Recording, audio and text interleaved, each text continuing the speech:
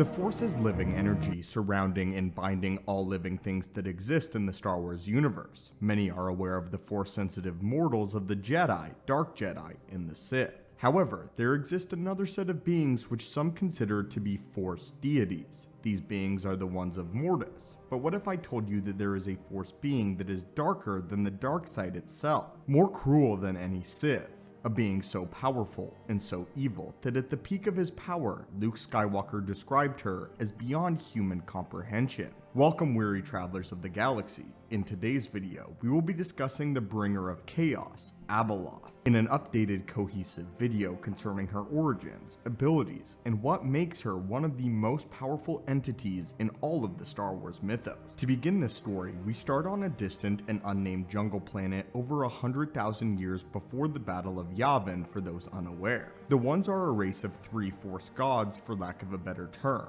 There was the father, who looked after his children, the son, who represented the dark side, and the daughter, who represented the light. Forever at war, the two children decimated their home planet. At the time, there was a mortal woman who served the Ones. We do not know her name. We only know her as the Servant. The Servant cared for the Ones and spent her years looking after them. She genuinely loved them, and they grew to love her as well, as far as making her a member of the family and referring to her as the mother. The mother continued to care for the family for decades, potentially centuries, as she mediated between the children, finding balance to stop their infighting and feuding. She put them to work fixing their home planet by perfectly utilizing the sun's destructive nature to hollow out some tunnels and caves in the mountains, and making sure they worked together to rebuild what they had destroyed. This was an era of peace for the family. But one thing was becoming more and more apparent as time went on. The mother wasn't like the rest of her family.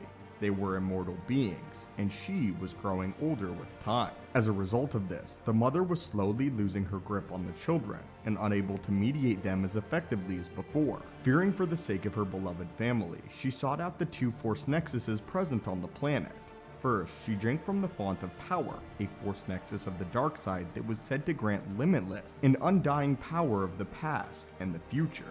This was in fact the same well that the sun had once drank from. She then bathed in the pool of knowledge, a Force nexus which was said to grant all knowledge of the past as well as the future itself, all the mysteries of the galaxy. Again, the same pool that the daughter had once bathed in to gain her power. Tragically, the mother was reminded that she was not like the Ones in the worst way possible. Due to her mortality, the Force nexuses mutated her and warped her mind.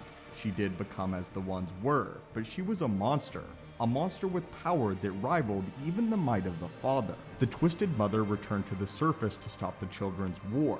This time, however, she overpowered them by sheer strength alone and forced them into submission, making these 2 so-called gods bow before her. Appalled by this, the father swept his children away and abandoned the mother, now known as Abeloth, on the planet.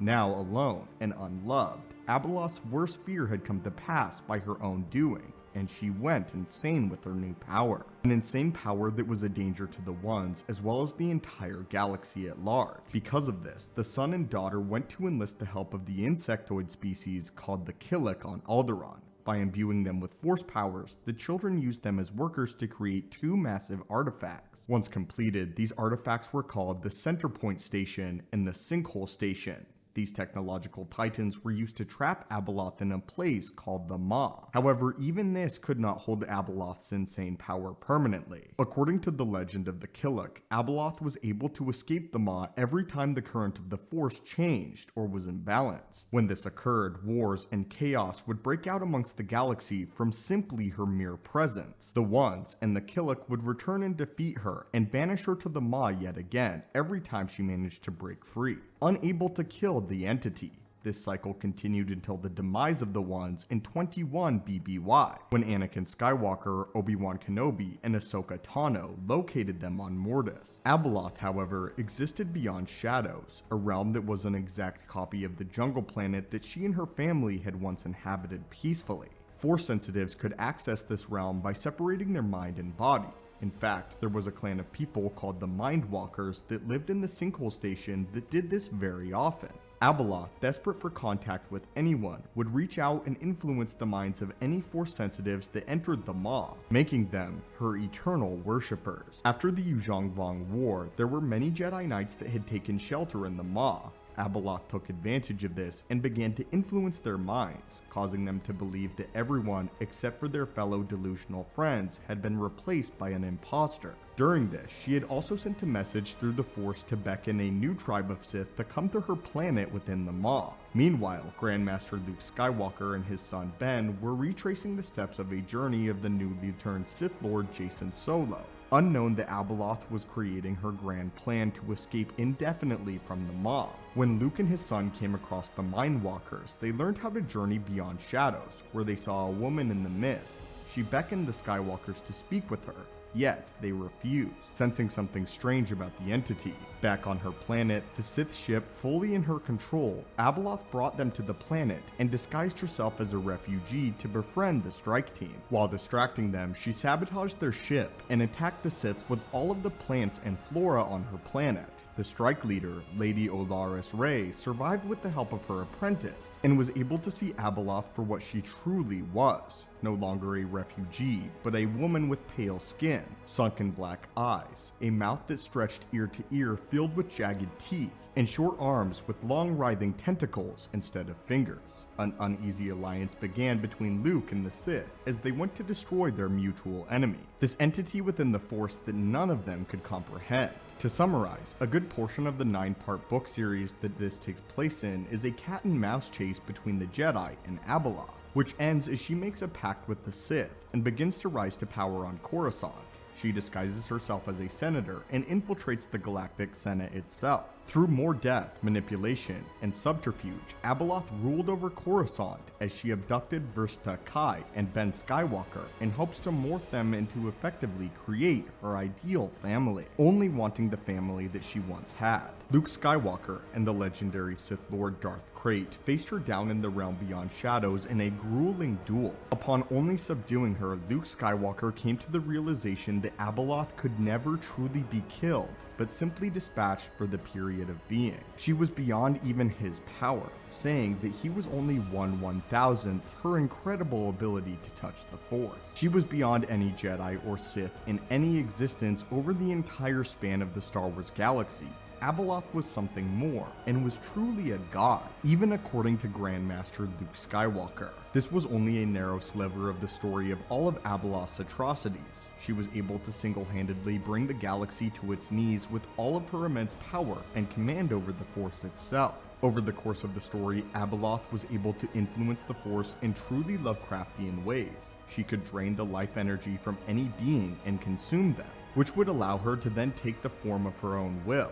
She could create multiple avatars of herself to exist in many places all at once, which is leagues above a Force illusion, which is already a powerful and taxing ability as it was what actually killed Luke Skywalker in Star Wars canon. Abeloth could also fly, and had the most powerful Force healing Luke Skywalker had ever seen, and could disable lightsabers at a distance. But all of this is only the beginning. We also see her use the dark side to detonate a volcano, create deadly seismic activity on Coruscant, and after her mental duel with Vol, an utterly enraged Abeloth released waves of Force energy on Tav that caused the beings in her vicinity to implode, those farther away to be ripped to pieces, the buildings to melt to the ground, and glass and weaponry to fly through the city, looking for someone to hurt so that they could feel the pain that she felt. Besides this, Abeloth was exceptional at telekinesis, able to blast away entire waves of Jedi and Sith around her, and, of course, she was adept at Force lightning. On top of this, it is worth mentioning that she may have even had Yaddle's ability Morchiro, which if you remember was the ability to slow another's vitals to the point of death.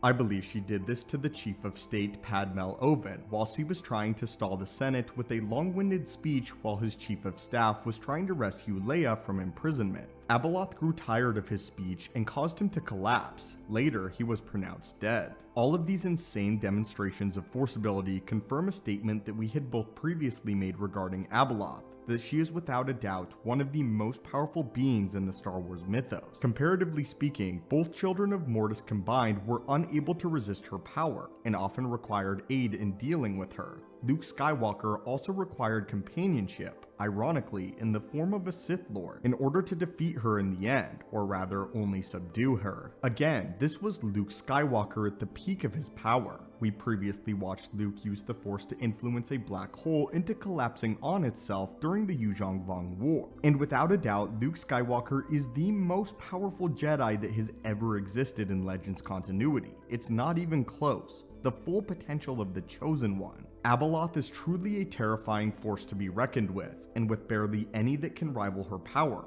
I believe that if she had full run of the galaxy, there might only be a select few individuals that could put a stop to her indefinitely. These individuals being the Force Priestesses. The Force Priestesses were 5 beings that resided on the Wellspring of Life, the home of the midichlorians. Yoda encountered these beings during his travels of self-discovery in Season 6 of the Clone Wars. Perhaps they may be strong enough to collectively exert their will in the Force to indefinitely trap or destroy Abeloth, at least until her shadow would be cast over the galaxy once again, a millennia in the future. This, or potentially even the Beldam spirits from Legends continuity, although their feats have been very limited. Well, my friends, what did you think of today's video? How do you think it would affect the current Star Wars universe if Abeloth ever became canon? Tell us how you would want to see her portrayed on film in the comment section down below. As always, if you or someone you know loves Star Wars as much as we do and would like to know more, consider subscribing and hitting the bell icon to stay up to date with all things Star Wars related. Now, my friends, may the Force be with you, and I hope you have a great day.